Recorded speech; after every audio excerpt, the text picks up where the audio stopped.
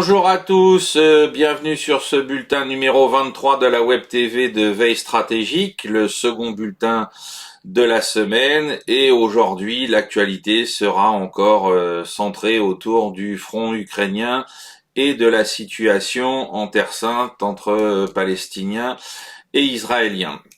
Alors, pour commencer, en ce qui concerne l'Ukraine, on va un petit peu reparler de ce qui s'est passé pendant que nous étions en train d'enregistrer mardi, à savoir qu'on apprenait qu'un nouveau radar de détection avancé russe par rapport à la protection donc de l'espace russe sur d'éventuels tirs nucléaires avait été lui aussi touché cette fois par un drone qui a vraisemblablement été capable de faire un vol d'environ 1800 km depuis là où il a été lancé pour frapper cette station de radar donc d'alerte avancée de la défense nucléaire russe. Donc vraisemblablement ça n'a pas été suffisant pour détruire l'installation, mais en tout cas ça l'a sérieusement endommagé, et donc ça a relancé bien évidemment toute la problématique autour de ce que cherchent à faire les sponsors de l'Ukraine, puisque il est clair, on est tous d'accord là-dessus, ce n'est pas l'armée ukrainienne toute seule qui est capable de mener de telles opérations, d'abord en termes de repérage, en termes de guidage, etc. Il faut bien évidemment l'appui de l'OTAN et en particulier des moyens de guerre électronique des États-Unis, tout comme c'est le cas d'ailleurs dans ce qui peut se produire en mer Noire et donc sur les côtes de la Crimée ou sur les côtes de la mer d'Azov. On est automatiquement dans quelque chose qui a été fait avec l'appui et donc l'aval des États-Unis d'Amérique. Alors, combiné à ça, on a les déclarations d'Emmanuel Macron, alors qu'il est en visite en Allemagne auprès du chancelier Scholz, qui vient avec sa petite carte devant tout le monde nous faire son Colin Powell, comme Colin Powell devant l'ONU par rapport aux armes de destruction massive irakiennes. Et donc, on a l'impression que demain, on va avoir l'apocalypse nucléaire. Alors, je ne nie pas la gravité, je le disais déjà mardi, donc je reste convaincu que c'est extrêmement grave de tester ainsi la patience des Russes en menant ce genre d'opération. D'un point de vue technique, il faut bien comprendre que malgré les radars de détection anti-aérien que les Russes ont à leur disposition, les drones sont des éléments de petite taille, qui volent très bas, qui sont faits avec des matériaux qui sont très peu réfléchissants par rapport à l'ensemble des capteurs, des radars aujourd'hui. N'oubliez pas qu'il y a un peu plus de 20 ans, les fameux avions furtifs américains avaient eux par contre du coup été, alors qu'ils étaient faits avec des matériaux très sophistiqués, ils avaient été repérés par des radars de détection de fabrication de conception soviétique et de fabrication yougoslave. Et là, on peut avoir la même chose, mais dans l'autre sens, c'est-à-dire que vous avez des choses qui sont quasiment invisibles. Sauf peut-être faudrait-il qu'il y ait des vigies qui s'occupent de surveiller l'espace aérien avec des jumelles plutôt qu'avec des radars pour détecter leur approche. Ça paraît paradoxal en ce début de 21e siècle, mais cette guerre nous montre que parfois il faut revenir en arrière, il faut faire de la rétro-ingénierie, et donc on a cette capacité pour les drones à voler très bas, avec donc une surface réfléchissante très faible, et donc en plus quand il y en a qu'un seul à trouver, parce que quand vous avez un essaim, vous avez une trace radar plus globale, là c'est pas du tout le cas, et donc on a l'impact donc sur ce radar qui a eu lieu et qui a été fait donc par un drone. Quand on est sur des frappes qui sont menées avec des ATACMS, on a déjà vu ça donc depuis l'année dernière. Les Ukrainiens, avec les rares avions dont ils disposent encore, puisque on sait bien que les porteurs, notamment des Storm Shadows ou ce genre de choses, ou des Scalp, sont des avions de conception soviétique de l'armée de l'air ukrainienne, qui restent encore, qui n'ont pas encore été abattus. Et qu'en volant très bas et par paire, ils arrivent à déjouer alors pas tout le temps, de temps en temps, ils arrivent à déjouer les systèmes radars russes et à pouvoir effectuer un tir qui arrive à atteindre sa cible. Voilà, parce que rien n'est infaillible hein, dans le jeu de la cuirasse et du canon. Il y a toujours des fois des défauts dans la cuirasse, fût-elle de très bonne qualité. Donc c'est pour ça qu'on est dans cette situation. Donc sur le plan diplomatique, alors on a des rumeurs selon lesquelles Biden aurait donné l'autorisation aux Ukrainiens d'employer les armes américaines à leur tour pour frapper. Je pense que quand on voit ce qui se dit dans la presse américaine, on est vraiment, et qui va complètement à l'opposé de tout ça, je pense qu'effectivement on a deux camps, comme d'habitude aux États-Unis. Hein, il y a plusieurs États profonds qui s'affrontent, pardon, et je pense que là on est sur la mise un peu en avant vers le public de cette querelle où on voit que d'un côté on a des gens comme Blinken qui eux seraient favorables à ce que tout ça débouche sur donc des frappes sur le territoire russe d'avant le début de alors de l'invasion russe, hein, pas de la guerre en Ukraine, de 2022 pour aller frapper donc Belgorod, Koursk, etc. Là où se trouvent tous les centres de commandement et de logistique russes par rapport à l'attaque sur Kharkov, enfin l'attaque dans la région de Kharkov. Et puis vous avez de l'autre côté des gens au Pentagone qui eux ont le cerveau qui continue de fonctionner et qui disent oh là là va falloir arrêter tout ça parce que ça ne mènera nulle part, sinon à provoquer une réaction russe qui peut être très forte puisque les Russes ont pas hésité à rappeler qu'ils pourraient employer des armes nucléaires tactiques donc dans le champ de bataille ukrainien si on venait les chatouiller de trop près. Voilà. Quant donc aux déclarations de Colin Macron. Tout ça, c'est à destination du public français par rapport aux élections européennes où la liste Renaissance est en chute libre malgré les débats qui sont organisés, notamment avec le Premier ministre en lieu et place de la tête de liste, Madame Ayé.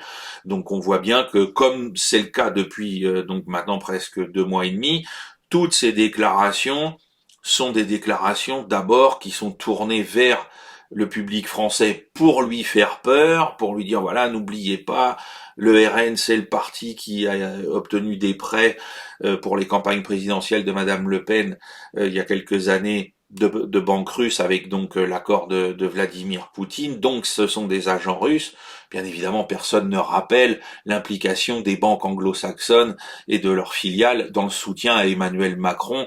Hein, tout ça s'est évacué pour perte et profit, et puis en plus les montants sont pas du tout les mêmes. Mais ça, il vaut mieux pas en faire état devant le public français, hein, parce que comme d'habitude, on nous rebat les oreilles de l'ingérence russe, et puis qui est une réalité potentielle, hein, que des États tentent d'influencer d'autres États, comme d'ailleurs la France ou les États-Unis peuvent le faire à l'extérieur de nos frontières, et puis d'oublier que le plus grand pays celui qui est en tête des ingérences étrangères multiformes partout sur Terre, c'est les États-Unis d'Amérique et ensuite la Chine, et que la Russie ne vient qu'en troisième position, c'est se moquer du monde, et de très loin. Hein. Donc voilà, c'est quelque chose qui est complètement risible. Alors, sur le terrain, on a vu concrètement de nouvelles frappes hein, donc dans le secteur de Kherson, dans le secteur de Zaporizhia sur l'arrière donc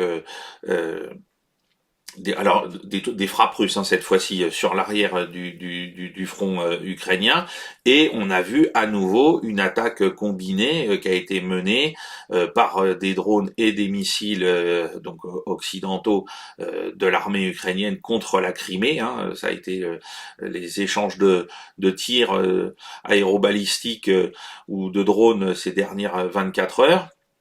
La majorité, les Russes nous disent que la majorité des munitions qui ont été tirées sur la Crimée ont été interceptées et que c'est en gros les dommages ont été faits sur des retombées de missiles ou ce genre de choses, mais il n'y a pas eu d'impact direct sur les cibles qui étaient visées.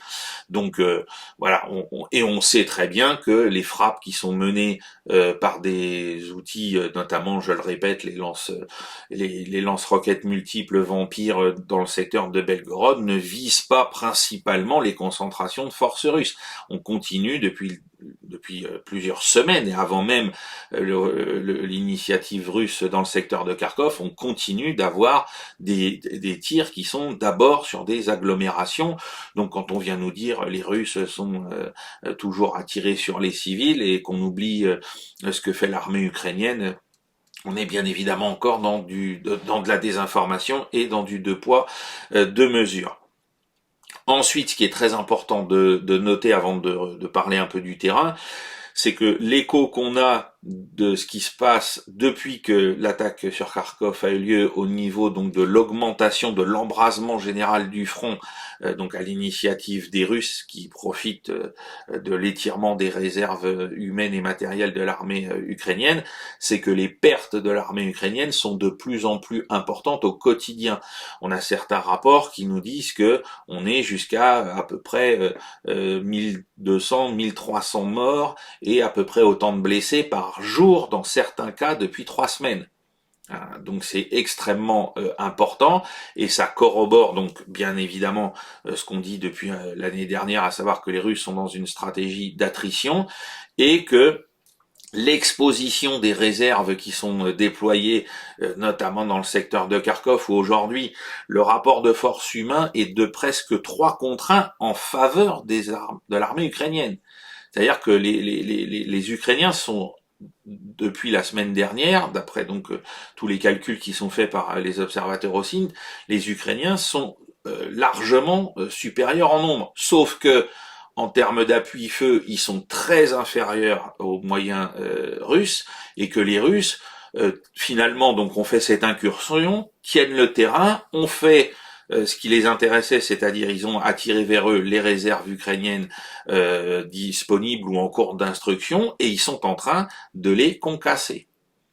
Voilà, c'est-à-dire que l'intérêt de cette attaque, on le voit de plus en plus vraiment se dessiner sans que ça puisse poser maintenant le moindre doute à personne. On est sur attirer les réserves, les fixer là, loin du reste du front, et encore une fois les soumettre à des feux de l'aviation, de l'artillerie dans des proportions qui sont absolument dantesques et qui créent donc ce nombre de morts et de blessés qui est absolument très très important par rapport à ce qu'on a pu connaître il y a encore quelques semaines. Alors sur le terrain, donc dans le secteur de Chassovyar, les combats continuent. C'est toujours donc un des secteurs les plus brûlants, pourrait-on dire, du front, notamment donc à la fois au nord et au sud, dans les alentours des villages de Klishivka et de Bodalivka.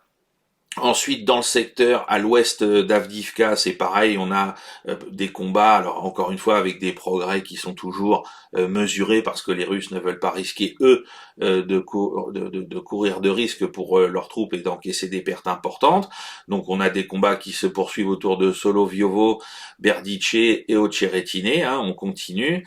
Et puis, dans le secteur donc de Donetsk, les Russes progressent au nord et au sud de Netailovo, et donc ils élargissent la zone de contrôle autour du village qui va leur servir, là encore, tous ces gains de terrain façonnent à nouveau le front favorablement et toujours favorablement pour les Russes, pour que par rapport à un éventuel effondrement dans tel ou tel secteur, ça leur offre des positions de départ favorables pour aller beaucoup plus loin.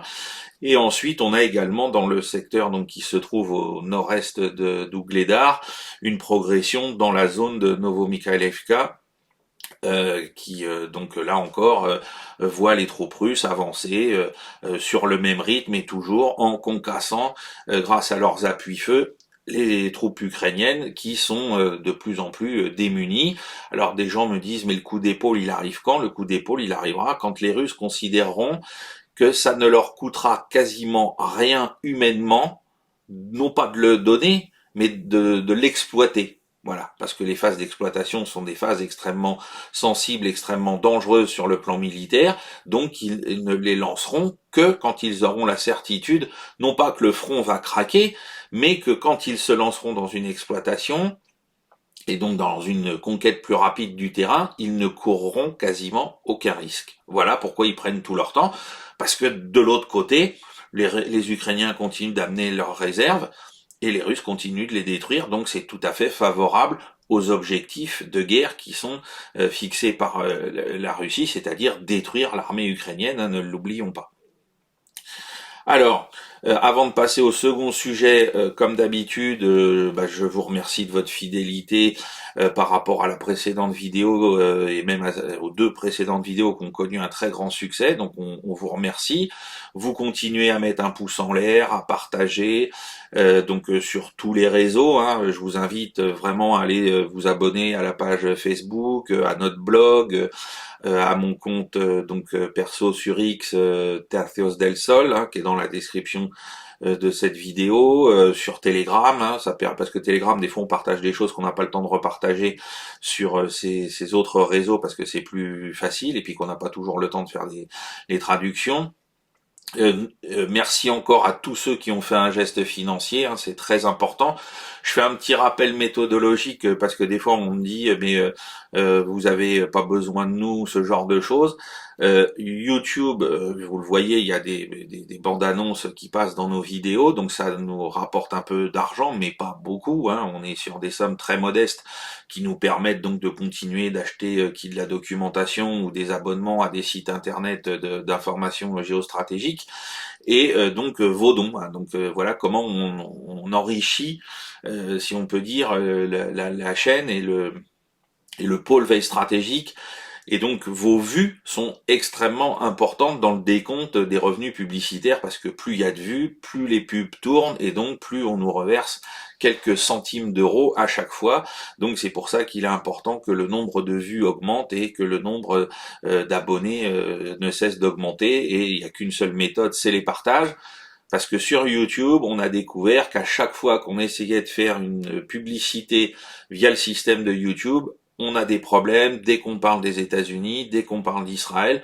Les publicités sont soumises à des règles très strictes par rapport au fait qu'il y a une campagne électorale aux États-Unis, qu'il peut y en avoir une en Israël, et donc on nous refuse, alors qu'on est prêt à payer, on nous refuse de passer nos publicités. Donc on est vraiment dans une osmose avec vous, et on a vraiment besoin de votre aide pour pouvoir continuer d'avancer comme on le fait maintenant depuis presque 6 mois.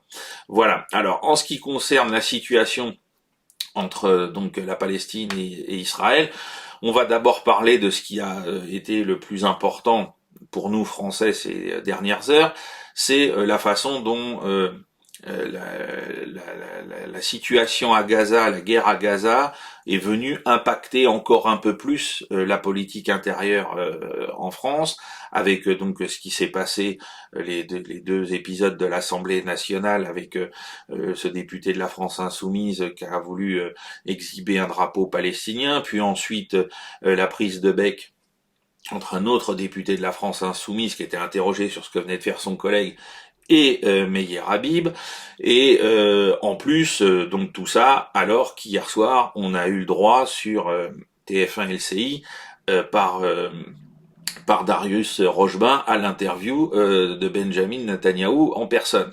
Voilà, alors on est dans une situation qui devient de plus en plus folle. En ce qui concerne l'exhibition d'un drapeau dans l'hémicycle, moi je suis tout à fait partisan de l'idée qu'il ne devrait y avoir qu'un seul drapeau dans cet hémicycle, c'est le drapeau français, et certainement pas le drapeau français et le drapeau européen pour commencer. Hein, l'Union européenne n'a rien à faire dans l'hémicycle. Je rappelle que dans notre constitution, que ce soit au fronton des bâtiments publics ou du coup à l'intérieur des bâtiments publics, notre constitution ne reconnaît qu'un seul drapeau, c'est le drapeau tricolore. Donc déjà ça fait de belle lurette qu'on aurait dû, je sais que des gens s'en préoccupent dans certains partis politiques souverainistes, de faire virer les drapeaux de l'Union européenne. Ensuite, je rappelle que quand la guerre en Ukraine s'est accélérée en février 2022, on a vu des drapeaux ukrainiens l'archer au Sénat. Alors pas la photo où il l'a sur le dos, hein, parce que celle-là a été effectivement prise à Kiev à la Rada, mais il a fait exhiber des drapeaux ukrainiens dans l'enceinte du Sénat de manière tout à fait officielle, qu'on a vu des députés français après le 7 octobre exhiber à la boutonnière des drapeaux israéliens dans la plus grande confusion. Donc tout ça n'amène rien nulle part. Pour moi, que des députés, comme le faisait la LFI, dénoncent ce qui s'était passé à Rafah, rappellent ce qui se passait ce jour-là en Espagne, en Norvège ou en Irlande, à savoir qu'il y avait une reconnaissance officielle de la Palestine, très bien, mais de le faire comme ça, là encore, on prête le flanc en se mettant dans du folklorique, en se mettant dans du symbolique, au lieu de rester dans des choses beaucoup plus sérieuses. Voilà. Qu'après, dans des manifestations sur la voie publique, on exhibe des drapeaux palestiniens, là c'est autre chose, mais dans le cadre de nos institutions, pour que aucun autre drapeau que le nôtre ne pénètre dans nos institutions, et je dis bien aucun, que ce soit le drapeau palestinien, le drapeau ukrainien ou le drapeau israélien, ils n'ont aucune place dans l'enceinte de nos institutions, sauf, de manière protocolaire, lorsqu'on accueille un chef d'État d'une nation donnée ou le président d'une assemblée nationale d'un autre pays, où là on peut de manière protocolaire mettre le drapeau du pays qu'on accueille à travers cette personnalité. Là il n'y a pas de problème. Donc alors, je reviens pas sur les motivations d'LFI, parce que je n'ai aucune illusion sur ce qui pousse ces gens-là à faire ce qu'ils font. Il y a peut-être des gens qui sont sincères et qui sont pro-palestiniens ou qui veulent que la Palestine devienne véritablement un État et que cessent les crimes qui sont commis à Gaza ou en Cisjordanie. Mais la volonté, c'est comme Macron avec la peur sur l'Ukraine et la Russie, et LFI surfe aussi face à un électorat bien particulier pour pouvoir se rattraper d'avoir abandonné les classes populaires. Donc bon, voilà. Mais néanmoins, c'est toujours bien qu'il y ait des voix qui s'élèvent, mais de cette manière qui devient trop folklorique et ridicule, ça malheureusement décrédibilise les choses. Quant ensuite à la réaction de Meyer Habib, qui, comme le rappellent certaines personnes, oui, il est député français de l'étranger, en l'occurrence des gens qui habitent en Israël et autour, mais principalement en Israël. On sait bien, et on l'a vu donc à l'occasion de l'interview de Benjamin Netanyahou, puisqu'il s'en est vanté sur les réseaux sociaux, il conseille le Premier ministre israélien pour cette interview, alors que je pense que au sein du cabinet israélien, il y a des gens qui connaissent assez bien la France. On n'a pas besoin de Meyer Habib pour ça. Meyer Habib défend des positions qui sont sans cesse contraires à la diplomatie française. Il vient nous dire que la Cisjordanie, c'est donc l'ancienne Judée-Samarie, qui est donc bibliquement un territoire qui devrait revenir à Israël. Je lui rappellerai la phrase d'Yitzhak Rabin: la Bible, la Torah n'est pas un cadastre. La Torah n'est pas un cadastre. Voilà. Donc et donc il fait ça en dépit du bon sens par rapport aux positions diplomatiques de la France, qui disent que cette zone est occupée illégalement depuis 1967 par Israël. Voilà. Et donc hier soir, on a laissé, dans l'interview menée par Darius Rochebin, on a laissé Monsieur Netanyahou venir répandre sa propagande d'État à l'égard de cette situation, en venant nous dire mais non, c'est pas illégal, on fait ce qu'on veut, les Palestiniens, faudra bien qu'ils s'accommodent de notre présence, etc., etc. Voilà. Donc là, on est face à un problème colossal, c'est-à-dire qu'on va nous dire, quand ça a été le tour de Tucker Carlson d'aller interviewer Vladimir Poutine sur ce qu'on pourrait considérer comme une espèce de bilan au bout de 18 mois de guerre en Ukraine, presque 2 ans. On nous dit Tucker Carlson, c'est l'ali du journalisme, etc. Il a été se vendre, il est devenu une chambre d'écho de la pire propagande russe. Et hier soir, qu'est-ce qu'a fait LCI? Qu'est-ce qu'a fait LCI? Qu'est-ce qu'a fait Darius Rochebin? Comme le notait Charles Anderlin hier soir sur son compte X, Benjamin Netanyahou, il n'est pas interviewé dans les médias israéliens. Pourquoi? Parce que les médias israéliens lui poseraient d'autres questions, beaucoup plus difficiles pour lui.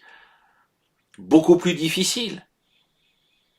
Alors Darius Rochebin essayait de donner le change comme il pouvait, mais enfin il lui est pas rentré dans l'art comme on aurait dû le faire, parce que quitte à l'interviewer, parce que moi je suis pas pour la censure, entendons-nous bien, qu'on interviewe Vladimir Poutine c'est intéressant, qu'on interviewe Benjamin Netanyahou c'est important aussi, Simplement, faut pas le faire comme ça.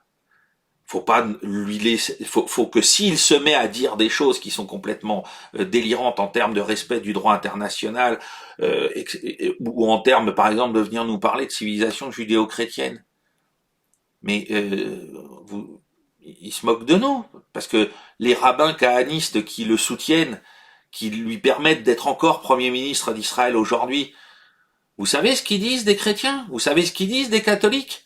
Vous savez ce qu'ils disent des gens qui croient en Jésus-Christ? Il n'y a pas de judéo-christianisme pour eux. Hein. Pour eux, les chrétiens, c'est la lie, ils valent pas mieux que les musulmans. Donc quand Monsieur Netanyahou vient nous faire ses grands sermons sur la civilisation judéo-chrétienne dont Israël serait un avant-poste qui défendrait la France, non, non. Tout ça, il aurait fallu que Darius Rochebin lui rentre dans l'art pour lui dire « Mais vous vous moquez du monde, monsieur. Vous vous moquez du monde. » Donc, alors ça veut pas dire qu'il n'y a pas, par rapport à la présence de communautés juives en Europe, un héritage qu'on pourrait qualifier non pas de judéo-chrétien, mais de judéo-européen, hein, ou d'islamo-européen par rapport à une présence longue en péninsule ibérique de communautés musulmanes. Mais rapprocher les deux religions, la religion juive et le christianisme, dans la bouche de quelqu'un dont les soutiens vomissent le christianisme, c'est complètement dingue. Et de le laisser faire, c'est complètement fou. Donc il aurait fallu que si cette interview, qui moi, je suis pour la liberté d'expression, et donc que ce monsieur, pour le mettre en lumière, pour dire, mettre en lumière ses contradictions, c'est ça, c'est pour ça qu'il fallait l'interviewer, pour lui dire, mais vous vous moquez du monde, monsieur. Vous vous moquez du monde. C'était ça qu'il fallait faire. Et oui, il fallait l'interviewer pour ça, tout comme il fallait interviewer Vladimir Poutine pour qu'il s'explique sur ses motifs, et puis qu'ensuite on dise, on est d'accord, on n'est pas d'accord. Voilà. Ou là, alors c'est vrai que des fois Tucker Carlson l'a laissé dans des longs tunnels, il aurait dû lui dire oui, mais là attention parce que par rapport à l'histoire, vous auriez pu aussi, on pourrait interpréter les choses différemment, etc. Il y a toujours moyen. Mais ces interviews convenues qui visent juste à donner une chambre d'écho à des personnages qui sont pas forcément recommandables. Et là, en l'occurrence, quand on sait que c'est Meir Habib qui est derrière et quand on voit ce qu'il raconte par rapport aux positions diplomatiques de la France, hein, quand on voit par contre le peu d'écho qu'on donne aux tribunes d'anciens membres du gouvernement israélien qui publient dans la presse française pour dire il faut cesser tout ce qui se passe là-bas, il faut revenir à la raison, il faut reconnaître un État palestinien à un moment ou à un autre, parce que sinon on va tous dans le mur, ces gens-là n'ont pas le même écho, bizarrement.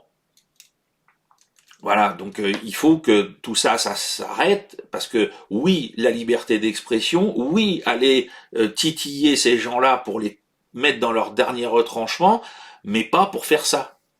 Pas pour faire ça.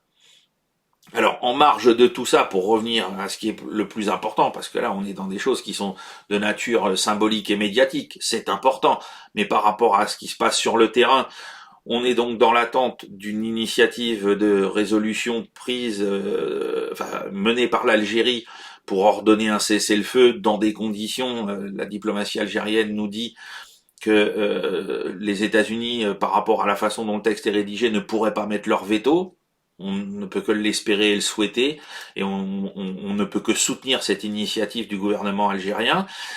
Parallèlement à ça, hier, donc en Chine, il y a un forum de coopération qui s'est ouvert entre donc les représentants des pays arabes et la Chine, et donc la Chine a appelé à la tenue d'un sommet pour régler définitivement la question de la Palestine et bien sûr faire de telle sorte à ce qu'elle soit définitivement reconnue par la terre entière, et appelle à un cessez-le-feu bien sûr immédiat, hein, donc ça c'est extrêmement important. Sur le terrain, donc on a constaté que l'opération israélienne, donc dans le nord de la bande de Gaza, du côté de Jabalia, est terminée. Donc les forces israéliennes depuis hier soir ont commencé à se retirer de ce secteur, voilà. Et ensuite, donc on peut le voir sur les images, après le retrait, les réfugiés sont revenus donc dans des zones qui sont partiellement détruites, hein, on va employer ce terme, partiellement détruites. Donc bien sûr ils n'ont pas accès à l'eau courante, etc. Donc on va voir dans quelle mesure, là encore, toutes les conditions sanitaires et humanitaires vont se dégrader encore un peu plus, malgré ce retour pour certains dans leur maison, puis pour d'autres malheureusement au milieu des ruines. Voilà, donc ce que nous pouvions dire ce matin, 31 mai, pardon, à un peu plus de 9 heures, au sujet de ces deux fronts. Je vous remercie donc de votre attention. Je vous rappelle donc pouce en l'air, commentaires positifs, partage multiple, abonnement. Quand je dis abonnement à nos plateformes, hein, c'est abonnement gratuit, hein, tout ça est absolument gratuit. Et puis donc ceux qui peuvent faire un geste financier pour nous soutenir, on vous remercie par avance. Je vous souhaite un très bon week-end et je vous dis à mardi prochain. Au revoir.